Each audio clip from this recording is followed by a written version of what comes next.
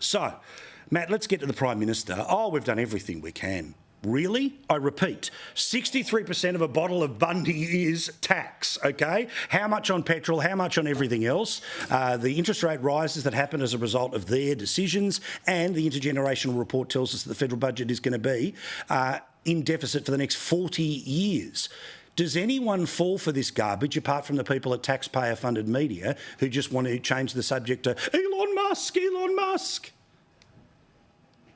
Well, you have to question now, Paul, why the Prime Minister is standing for re-election. If he's done all he can, why is he trying to have another crack here? I mean, he's effectively washing his hands now of the Australian economy, saying, well, there's nothing much more I can do. My work here is done. Good luck, Australia. That's the message that the Prime Minister is sending to the rest of us. It's unbelievable. We've got an election, have to have an election within the next 4 months. And the Prime Minister has zero economic agenda now. He's just admitted he's done all he can. There's nothing more he can do, even though we still have some of the highest inflation rate in the world. We have the highest interest rates in the developed world. And this government has been increasing public spending like it's going out of fashion. Their first two budgets were the biggest spending in terms of new policy decisions outside of the COVID years since the days of Kevin Rudd. And as I often say, at least Kevin Rudd had a global financial crisis to respond to. He had an excuse. This government had no alibi for their wasteful government spending. They were, in fact, instead trying to get rid of inflation. They should have been trying to control inflation.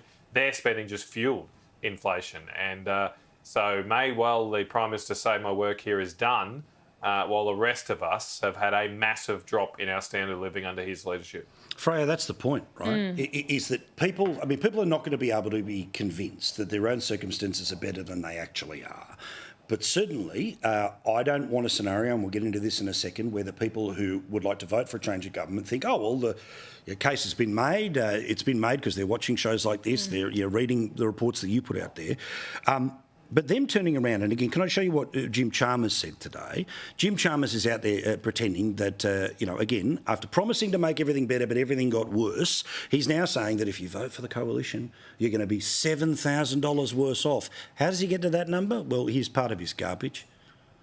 Australians would be thousands of dollars worse off if Peter Dutton had his way, and they will be worse off still if he wins the next election. Because of the position that Peter Dutton has taken on tax cuts and energy bill relief and on wages, we know that Australians would be thousands of dollars worse off if he had his way. Please, Freya.